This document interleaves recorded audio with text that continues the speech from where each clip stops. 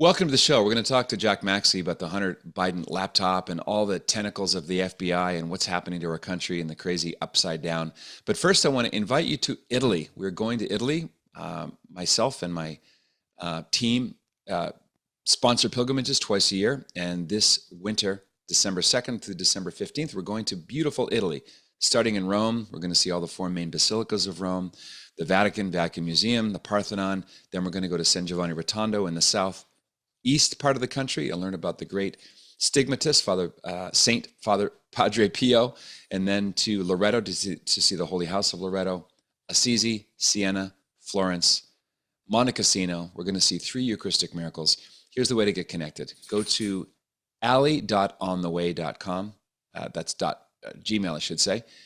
ali.ontheway@gmail.com. She'll hook you up like a fish and find out more about this great pilgrimage with Anthony Abate, the host of the popular podcast, Avoiding Babylon. ali.ontheway@gmail.com. I used to watch my guest quite a lot when he was the co-host with Steve Bannon of the War Room podcast, and he's a conservative, traditional-minded, patriot, dad, and he knows more. He's forgotten more about the Hunter Biden laptop than most of us will ever learn. Jack Maxey, it's a really honor to talk to you. Thanks for joining me. Wow, Patrick, thanks so much for having me. It's great to be able to speak on some of these topics. They seem to be somewhat verboten in today's society, but well, that's whenever adults are induced to not talk about things, that always gets my attention. Why adults are not allowed to have a free flow of ideas and exchange, shedding light on the problems.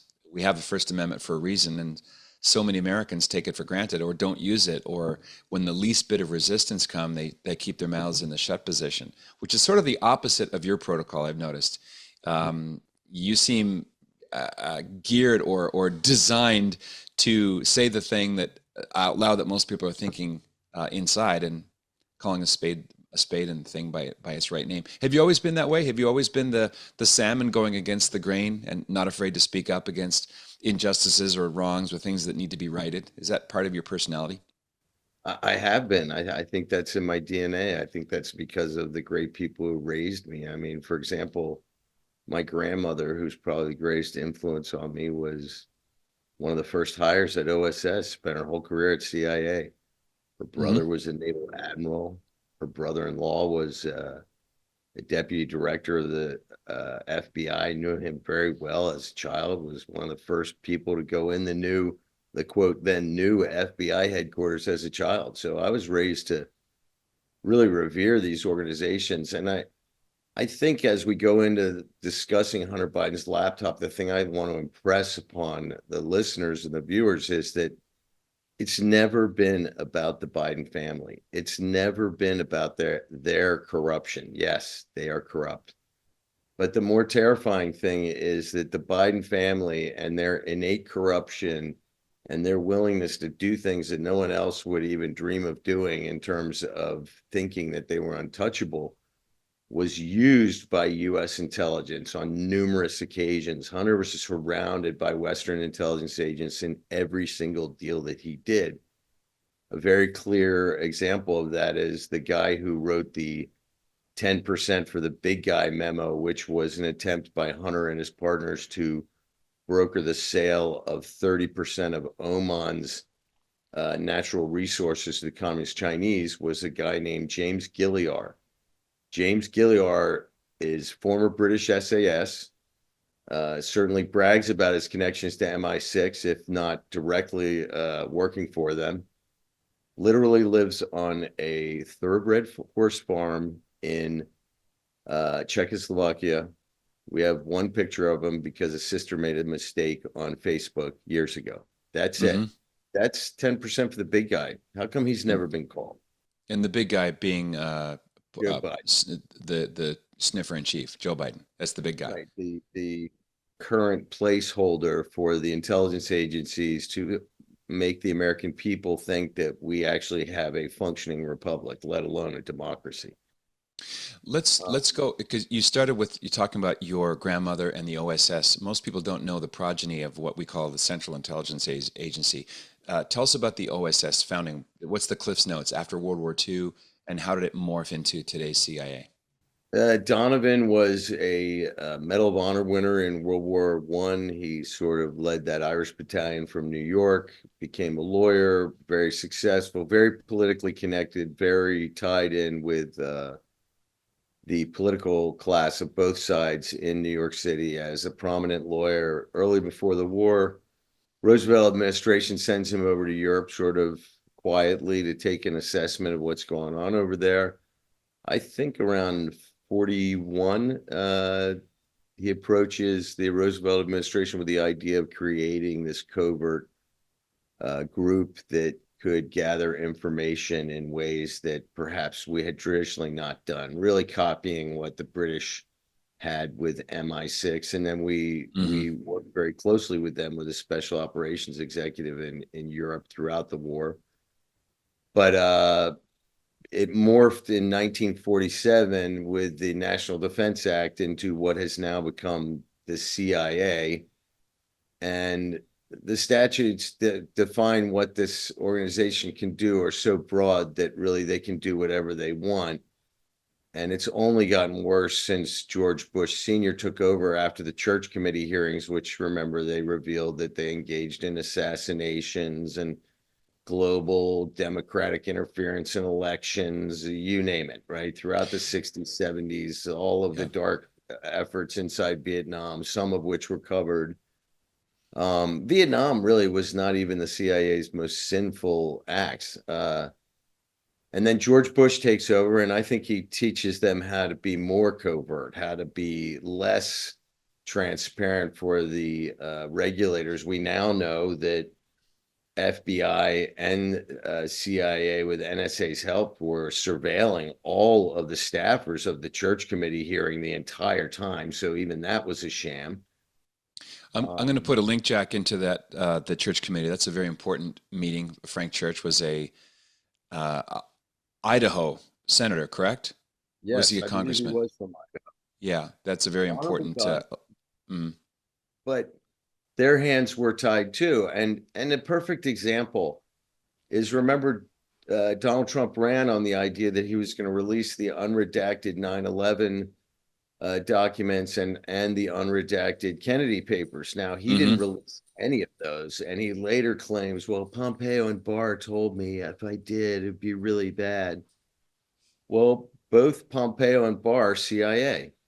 We didn't know that Barr was CIA till after the inauguration of Biden, when he's bragging on NPR that he'd been an analyst there for 6 years. They paid for his law school, and then he was outside counsel for 21 years. All right. This is the guy advising the president. And then there's Pompeo. And if you want to know what a betrayer Big Mike is, or Ozempic Mike, as I like to call him now, because he's no longer big. He's been reduced in size. And I think he should. I'm not going to make any. I will not make any Michelle Obama jokes. You can't make me. But go on with your Big Mike story. So Mike Pompeo is made head of CIA by Trump in 2016, and Tillis is at the State Department. When Tillis leaves the State Department and Pompeo is moved over to State, Barr and Pompeo recommend that a woman named Gina Haspel replace Pompeo at CIA. I mean, remember, Trump didn't even get any credit for having the first female director. Well, guess where Gina Haspel had been chief of station just before her elevation? That's right. Gina was chief of station in London when they ran the Steele dossier, the Russian collusion, the Misfud mysterious Turk, the pump and duelist scam, and the Cambridge professor nonsense, right? To create this impression that Donald Trump was colluding with the Russians in 2016. Barr and Pompeo made her the director of the CIA in the last 18 months of Trump's administration. This is in your face, people. These people cannot be trusted. And then you turn around in October 19th of 2020, 51 intelligence experts signed that letter, which is published in Politico, by the way, which is wholly controlled by the agency through its parent company, Axel Springer in Berlin. And they sign this letter. They don't go to the New York Times. Hey, we only got 12 hours to get these 51 signatures. Let's do it in Politico tomorrow at 9 a.m. Hunter Biden's laptop is fake. It's never covered again until I fly to Los Angeles to meet with a brave reporter, Josh Boswell from the Daily Mail, the following March. I mean, okay, to show you what a bunch of criminal demons these people are. And this goes, quite frankly, for the bravehearts in the congressional Republican establishment who know all this and have done nothing. You have those 51. They've never been questioned. They all have their security clearances, which give them multi-six-figure or seven-figure jobs in the private sector. All of the CIA directors and the NSA director and the national director of national intelligence who signed, that would be Brennan, Clapper, Hayden, and Panetta, they still merit daily briefings. None of that has changed. And not a single one has been questioned as to how they came to that conclusion or what got them all together in a matter of hours. Nothing. Now, we already know the Burisma oil company in Ukraine that Hunter was a part of, and Hunter was getting paid $82,000 a month from about the spring of 2014 all the way until he lost the laptop. And in fact, he was still getting paid in 2019 that I saw. We have receipts from his what they were paying. Now, they did cut his salary in half when Joe Biden lost the presidency last time around when the Democrats lost. So there was no tit for tat, except he became half as valuable when his father was no longer president. Now, there's another guy who sits on that board of directors. His name is Kofer Black. Remember this name, Dr. Evil here, Cofer. Kofer was, prior to 9/11, the head of the CIA's Anti-Terrorist Center. He was also the head of the Bin Laden task force, the same guys who had eyes on Bin Laden in Sudan, but never got the green light to pull the trigger. Kofer's not a trigger puller. He's more like the sociopath who knows how to cajole other people into killing people. And he worked directly for John Brennan at that time. After 9/11 occurs, what are we going to do with Kofer? The guy who was in charge of the anti-terrorism / Bin Laden effort. George Bush, that's right, Mr. Skull and Bones, makes Kofer Black the head, a new ambassador at the State Department for a role that's never been there before, called the Ambassador for Weapons of Mass Destruction. I want to track with you. This is W or George H.W. Bush Sr. who elevates Kofer? Junior in 2001. In October 2001, okay. Just so a month after 9/11. The towers have come down, and Bin Laden's now the bad guy. So what do we do with the guy who was supposed to get Bin Laden? Well, why don't we let him double dip on his pension? We'll make him a full ambassador at the State Department. And then later, we'll also get him this cush job on this corrupt Ukrainian oil company. He sits on that board of directors to the present day.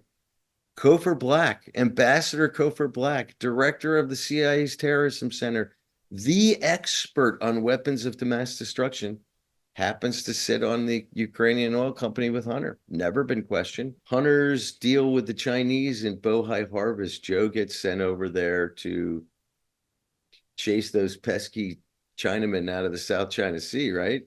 Fails miserably. And just like he failed to get the Russians out of Crimea, but Hunter gets a job with the Russian, essentially oil company, because Burisma's assets are in Crimea. No big deal. Yeah, failure of policy, but victory for family. Same thing happens when he fails to get them out of the South China Sea. Wow. A couple months later, the Chinese turn around and offer Hunter and his partners $1.5 billion from the Bank of China. That means Chairman Xi signed the check. It's never happened. Goldman Sachs never got that deal. Nobody else ever in the Western economic banking establishment ever got the deal that Hunter Biden got a few months after his father failed to get the Chinese to change their course in the South China Sea. Now, what's scarier about that is all of Wall Street's invested in that, Goldman Sachs, and everybody has a little piece of his private equity deal with the Chinese, because you think Chairman Xi's going to let that thing ever fail? Hey, for nothing else, we're going to get our money back, guys. Of course they are. Now, it's even more terrifying is the general partner. So you have a private equity fund, you have the general partner who's the managing partner, the one with the fiscal and responsibility to take care of everybody equally and make sure that we are responsible. Then everybody else is a limited partner. Hunter was a limited partner, but he owned 10% of the general partner. So did Devin Archer, and so did the third partner, James Bulger. Yes, named for his uncle, Whitey Bulger, the notorious mobster from Boston. Yeah, he happens to be one of Hunter's partners too. Every year, all three of those guys were loaned money from the general partner, that we have loan documents, that they were given secretly through this circuitous route through several US banks, and then they wired it back to Shanghai to make it look like, for the other limited partners, that these guys were actual investors in the deals too.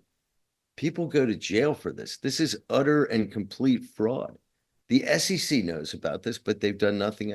The same thing with the Metabiota gets bought by the CIA Incutel, and everybody on the inside gets a 5X.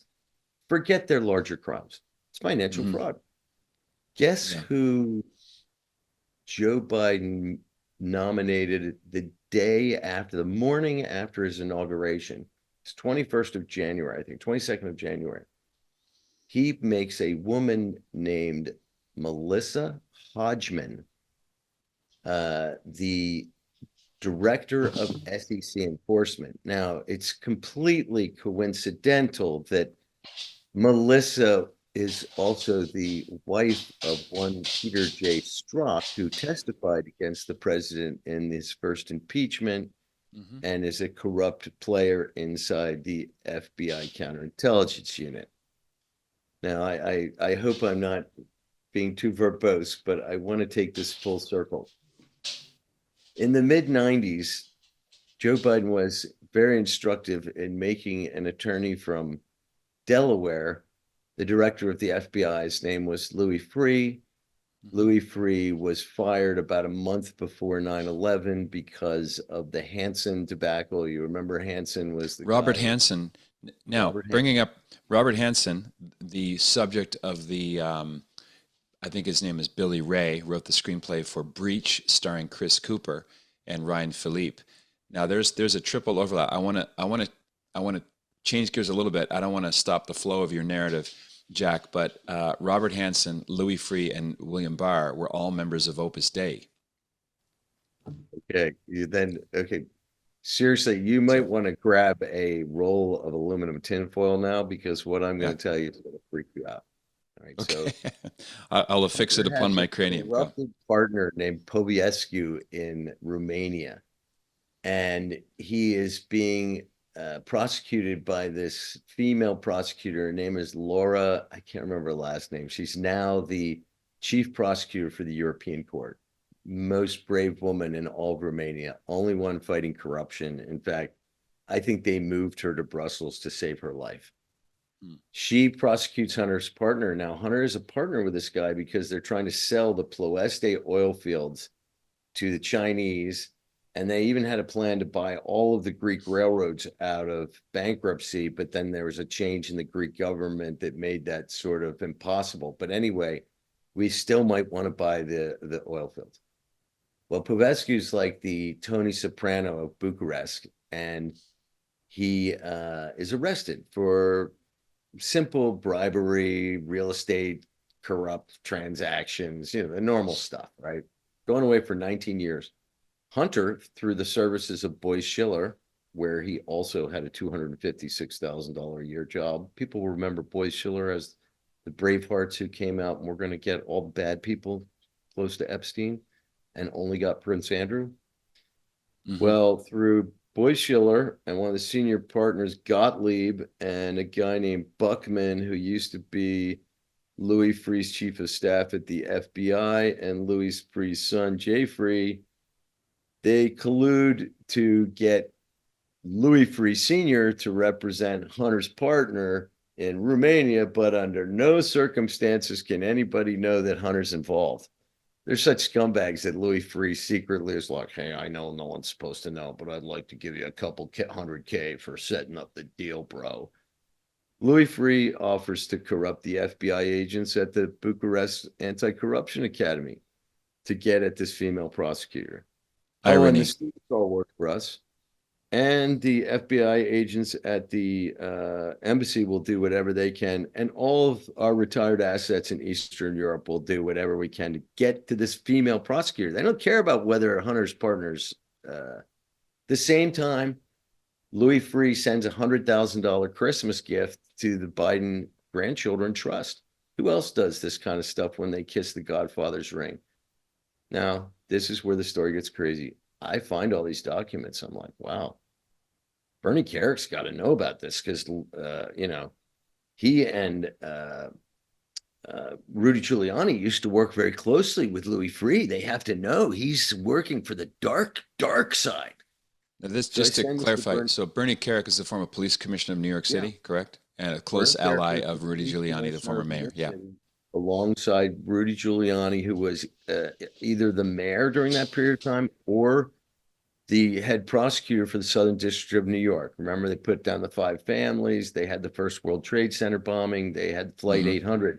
In fact, Louis Freeh writes his book with, that's essentially the title, How I Solved These 3 Great Mysteries on My Own, right?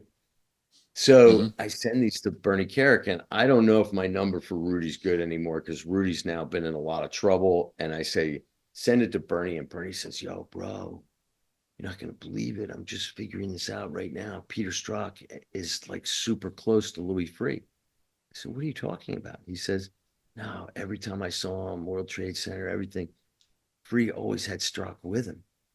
And I said, my God, how can you prove it? He goes, man, we didn't have cell phones. I said, okay. I said, you got to tell Rudy, you guys need to pass this up the chain. He goes, here's what's even worse. When Rudy went to Ukraine in like March of 2016, before Trump's even got the nomination to look into the Biden family corruption there, Kerik tells me the very first person to call him up to offer him his undying friendship, secure advice and any favors I can do for you, Louis Freeh. Louis Freeh was talking to Rudy Giuliani probably all the way up through the inauguration, probably all the way up through my phone call to Kerik in early April of 21. So now here's what gets really scary. I call up an intelligence guy who's been very good. I don't think he's ever broken any secrets. This one he might have. But everything he ever tells me is dead on. And I'm like, what do you think about this? I just found these documents connecting like Louis Freeh to Hunter and Bucharest. I don't tell him about Kerik. This is literally 5 minutes after my call with Kerik. He goes, well, Jack, you do know that Louis Freeh and Peter Strzok are very close friends. I said, what? He goes, yeah, I shouldn't be telling you this, but back in the 90s, they ran these illegal spy catcher teams. I now realize it's exactly what that TV show, The Russians, was made about, which I didn't see at that point in time. And he says, yeah, he goes, these spy teams were super illegal. They broke every constitutional norm, illegal wiretaps, illegal searches of homes, residences, cars, you name it. Of foreign or domestic? What was the surveillance targets? Internal, all inside the United States, right? Just like the TV show. Was that tied to the Patriot Act? Did that open that floodgate? Before the Patriot Act. This is before they've even uncovered Hansen. They're up to these bad games. See. Unfortunately, because of Hansen, the Russians probably were aware of it all.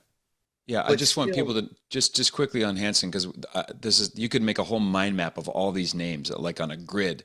Robert Hansen was an FBI special agent who was caught and went to jail for the rest of his life. He died in prison a couple of years ago.